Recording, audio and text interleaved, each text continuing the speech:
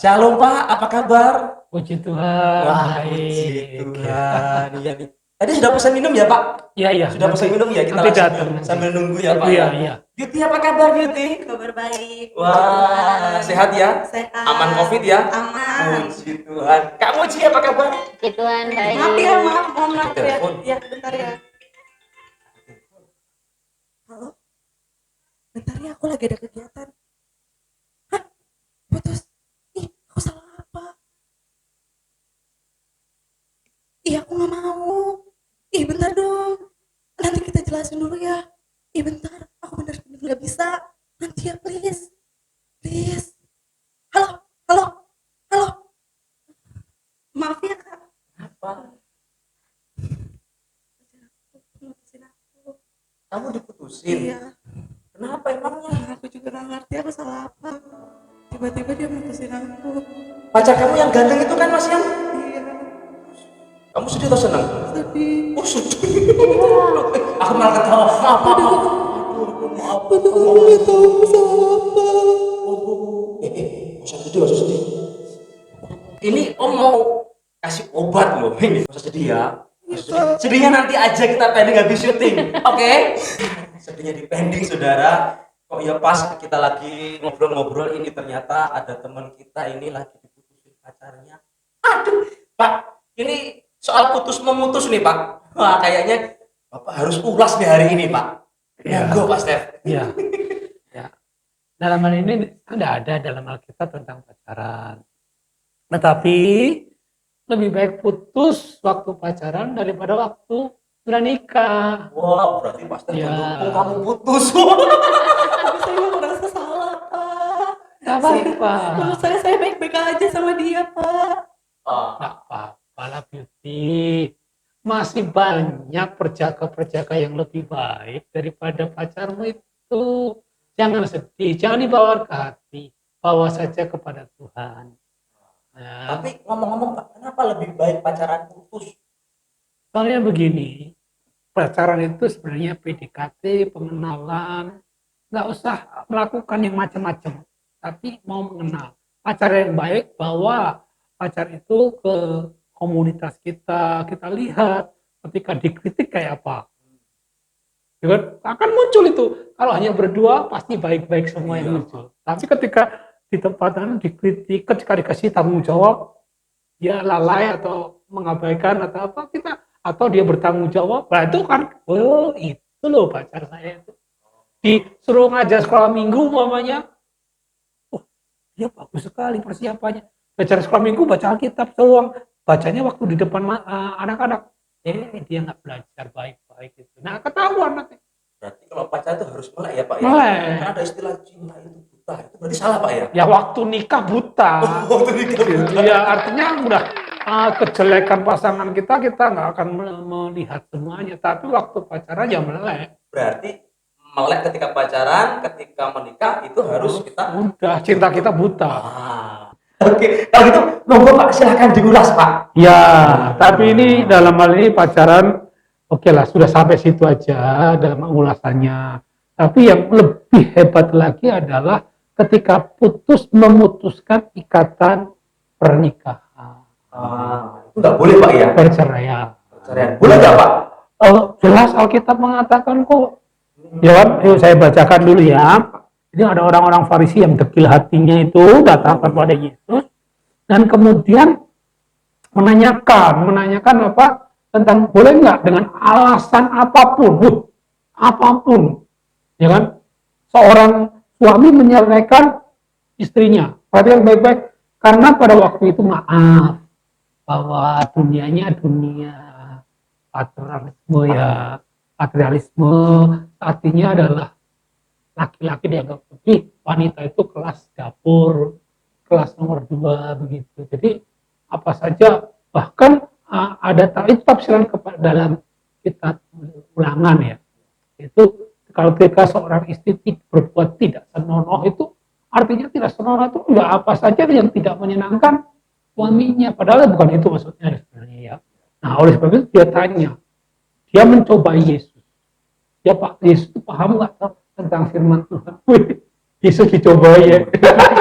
Hebatnya seorang Farisi ini dia nggak kenal siapa Yesus. Nah, ketika itu Yesus menerangkan, bukankah dalam firman Tuhan ada katakan bahwa laki-laki harus meninggalkan orang tuanya bersatu dengan istrinya. Itu sejak semula memang dirancangkan seperti itu. Jangan laki-laki bersatu dengan laki-laki atau perempuan dengan nggak boleh. Iya, Adam itu dengan Eve. Adam bukan dengan Steve. Ya, makanya ceruk dong. Nah, itu rancangan Tuhan semula. Tetapi ketika ditanyakan, bukankah Musa juga memberikan izin dalam tanda petik supaya boleh menceraikan, diberi surat cerai. Ini jawaban Tuhan Yesus. Oke. Nah, ini ketika orang Farisi bertanya kepada Yesus, kata mereka kepadanya, ini dalam kitab Matius pasal 19 ya. Saya membaca ayat yang ke-7 dulu.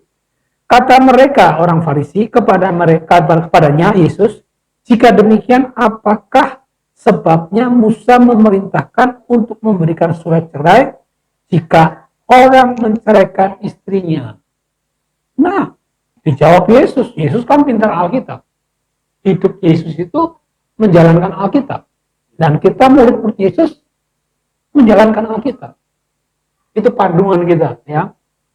Dikatakan, kata Yesus kepada mereka, karena ketegaran hatimu, Allah tidak pernah merencanakan pernikahan untuk cerai. Maka gereja ada surat nikah, akte nikah, dan ada akte cerai. Iya ya. Jadi kalau cerai di gereja juga susah juga ya. Harusnya ada bisa gitu ya. Ya, karena ketegaran hatimu, Musa mengizinkan, bukan memerintahkan sebenarnya. Ya udah, berarti Musa terpaksa ya. Terpaksa karena dekil mereka kan, mengizinkan kamu menceraikan istrimu. Perhatikan kalimat selanjutnya. Tetapi sejak semula tidaklah demikian. Rancangan Allah dari semula itu memang pernikahan tidak mengenal perceraian atau bahkan tidak mengizinkan atau ya tidak mengizinkan sebenarnya. Tapi ada kalanya Allah itu tidak memaksa, ya terserah lu lah gitu ya. Saya nggak seneng, bahkan dalam kita Maleakhi ya. Aku membenci perceraian, tapi apa yang aku benci kau lakukan, ya sudahlah kalau begitu gitu ya. Suka-suka lu lah gitu ya. Terserah lu lah gitu ya. Karena kedegilan hatinya tadi. Iya. Kedegilan hati itu apa? Satu sikap hati yang tidak mau seturut dengan hati Tuhan. Wah, ini yang repot. Iya. Kita mau ngomong-ngomong nih Pak, kan kadang-kadang dalam sebuah hubungan terpaksa terjadi perceraian. Apalagi kebanyakan terjadi kan mungkin di luar hubungan yang dengan Tuhan toh Pak, yang diberkati di gereja begitu ya. Nah, ternyata istri saya ini Pak. Ini istrinya ya? Istrinya Pak. Jangan dicerai ya? Iya, saya sudah Pak. Saya nggak akan cerai.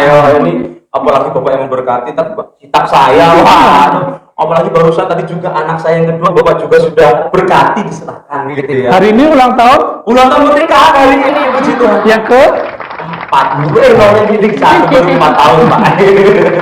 4 tahun masih bulan madu. 5 tahun sudah madunya hilang. Tapi saya nggak akan memadu dia Pak. Tidak boleh Pak. Jadi ketika dia masih anak-anak, waktu itu berapa puluh tahun yang lalu ya, orang tua dari Kak Moji ini bercerai dan dia jadi korban dari perceraian orang tua. Nah coba boleh Kak perasaannya gimana seperti sih? apa sih? Usianya berapa sih waktu itu? Waktu itu usianya masih kecil ya, sekitar 5 tahun. Tapi memori sih kan 5 tahun masih ingat lah bagaimana orang tua bertengkar Pak waktu itu di depan saya. Waktu itu rasanya. Pakai semua. Tetapi sebagai anak, sebagai korban itu rasanya sedih melihat orang tua bercerai. Yang lebih sedih lagi apa? Sakit hati. Ya. Sedihnya kenapa? Ketika melihat keluarga lain saling harmonis gitu itu kan saya kayaknya nggak punya itu gitu loh Pak, nggak punya keluarga yang harmonis lagi. Jadinya apa? Sedih. Rasanya apa? Sakitnya tuh di sini gitu. Tapi puji Tuhan sih sekarang udah bisa mengampuni itu. Amin. Kalau selain sedih tuh kita juga, karena saya ikut nenek ya. Oh, jadi waktu itu nggak ikut papa, nggak ikut mama? Jadi saya ikut nenek, jadinya saya kehilangan figur ibu kehilangan, figur bapak kehilangan gitu ya. Jadinya bingung nih. Pernah sih jadi kesenangan sama teman-teman ketika mengajak remaja itu kan, apa namanya? Nakal juga berarti? Oh enggak, kalau nakal Oh, enggak. Cuma ya maksudnya sama teman-teman ikut senang-senang lah, hura-hura, tapi ya ketika pulang ke rumah lagi ya sedih karena Tujuannya sebetulnya untuk menghibur diri. untuk menghibur diri gitu loh. Terus tujuannya juga supaya saya ini diterima sama teman-teman saya. Maksudnya gimana? Ya ini Pak, Bully kali ya? ya banyak yang memojokkan, oh ini apa namanya, anak korban perceraian loh nanti gitu, apa anak korban perceraian gitu kan. Terus banyak sekali yang omongan-omongan pasti masa depannya suram gitu Pak. Jadi ya sedih juga gitu kan. Makanya ke komunitas ya sebenarnya dalam hati masih sakit hati ke komunitas, biar di komunitas itu saya diterima gitu. Ya. Gitu Pak. Nah, itu perceraian itu seperti itu ya akibatnya, khususnya bukan hanya bagi suami istri, tapi yang paling tersakiti itu adalah anak. Kadang-kadang yang bercerai itu nggak mikir anaknya loh Pak. Ini sering kali Pak. Mikir egonya sendiri. Iya. Iya kan? Nah, maaf kata saya, setahu saya ibu dan bapaknya Mbak Muci ini belum di dalam Tuhan. Iya. Tuhan, gitu. Sampai sekarang masih belum ya. Dalam bulan kami Pak. Iya, dalam doa-doa keluarga Pak Yada dan Mbak Muci memang. Nah, menjadi soal sekarang yang bercerai itu bukan orang non Kristiani, pasangan-pasangan Kristiani yang quote-unquote diberkati di gereja. Saya memberkati di Sinar Budi itu udah berapa banyak begitu Puluhan ya. Pak ya. Udah puluhan, saya nggak ingat lagi sebenarnya gitu ya. Ya, dari tahun 98 saya mengembalakan di sini sampai sekarang sudah 32 tahun ya. 22 tahun ya. 20 tahun sudah berapa kali memberkati, tapi doa saya tidak ada yang bercerai. Nah, tapi kan figur-figur artis Kristiani yang sinetron Kristiani malahan cerai. Ini gimana ini kan? Nah, ini kedegilan hati. Kalaupun ada hal-hal yang boleh menceraikan, satu, yaitu adalah maut itu boleh menceraikan gitu. Memang maut menceraikan pasangan itu, memisahkan, nggak mungkin. Yang masih di alam dunia ini. Iya. Kedua adalah memang ada perkataan ini, tapi ini harus dipahami dengan baik ya. Tetapi aku berkata kepadamu, Matius pasal 19 ayat yang ke-9, tetapi aku berkata kepadamu, barang siapa menceraikan istrinya kecuali karena zina, lalu kawin dengan perempuan lain, ia berbuat zina. Jadi seakan-akan di sini ada satu kelonggaran. Kelonggarannya adalah zina. Ya kan? Wah, kan dalam Alkitab ketika engkau melihat seorang perempuan dan menginginkan dalam hati engkau telah berzina, dan berarti cewek ibu-ibu ini ada bisa menceraikan. Bahkan pendeta pun bisa diceraikan. Pendeta kan juga manusia, ya kan? Nah, pertanyaan saya adalah apa itu yang dimaksud dengan zina? Memang bahasa Yunaninya adalah porneia. Nah, saya akan ungkapkan salah satu pengertian dari porneia, dan itu cocok dengan konteks di sini. Itu adalah berbicara tentang idolatry. Idolatry itu membuat seks itu menjadi idol, penyembahannya. Kalau suami, maaf kata, selingkuh, itu belum tentu porneia, karena masih bisa bertobat, ya kan. Tetapi sudah menjadi sesembahannya, seks itu sudah dipuja-puja, candu, tentu menjadi menyandu. Kemudian itu bukan karena dia seks dengan pasangannya, tetapi siapa saja, dan itu menjadi gaya hidup. Nah, berarti ada ilah lain di situ, karena menjadi idolatry. Oleh sebab itu, secara rohani, bahkan Allah itu menceraikan umat Israel yang bersundal. Nah, itu yang diizinkan. Jadi nggak mudah. Ini izinnya apa? Apalagi hukuman bagi orang Yahudi aja. Mati. Nah, itu. Yang kedua, yang ketiga, yang boleh cerai itu adalah ketika pada saat suami istri ini menikah, mereka bukan orang Kristen, tetapi salah satu dari mereka kemudian jadi Kristen. Yang Kristen tidak boleh menceraikan pasangannya. Alasan apapun. Apapun. Alasan misalnya suaminya itu nggak mau bertobat, Pak. Nggak masalah. Maka dikatakan oleh Paulus, kamu bisa menguduskan anak-anakmu. Tetapi kalau yang non Kristen itu mau menceraikan, ya silahkan. Meskipun kita nggak mau. Kita nggak pernah akan menceraikan. Orang Kristen tidak pernah menceraikan. Bahkan pasangan kita belum seiman pun kita nggak boleh menceraikan. Dalam konteks kita bukan kita sudah orang percaya kemudian menikahi orang yang belum percaya, enggak. Tapi dulunya sama-sama belum orang percaya, di luar Tuhan. Yang satu dalam Tuhan. Kalau yang di luar Tuhan itu minta cerai, apa boleh buat? Diizinkan, ya kan kita. Bukan berarti kita mendorong, tidak. Ya silahkan. Saya nggak mau. Kalau kamu mau ya. Nah, lalu boleh menikah lagi nggak, Pak? Nah itu nanti bahasanya nanti ya, Pak, bahasanya panjang itu. Biar penasaran dulu pemirsa, Pak ya. Nanti aja kalau begitu boleh nikah lagi nggak? Yang penting sekarang masalah cerai dulu aja deh. Iya, itu. Baik, wah luar biasa ini penjabarannya cukup dalam sekali nih ya. Gara-gara beauty sih tadi ditelepon sama pacarnya putus, akhirnya ngomong tentang perceraian. Wah, Nggak apa-apa, siapa ya? Lebih baik putus karena memang belum saling mengenal.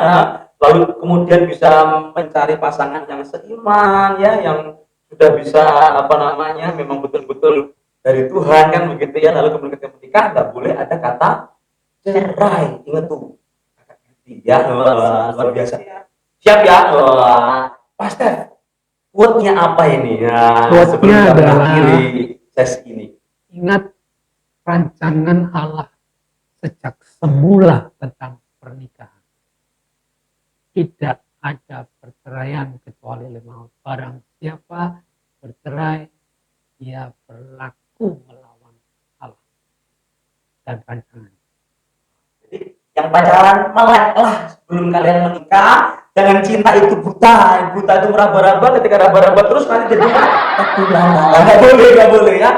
Jadi ketika pacaran melek, lihat kelemahan pasangannya, kecocokan atau dan sebagainya. Ketika sudah mantap menikah, ketika menikah barulah kita membutakan diri terhadap kelemahan pasangan kita dan melengkapi dan kata cerai apolupo, ingat ya.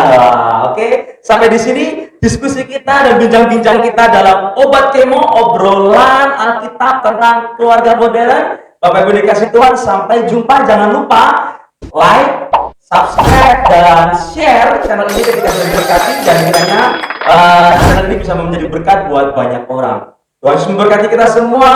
Shalom dan sampai ketemu lagi. Sobat Kemo. Sobat Kemo.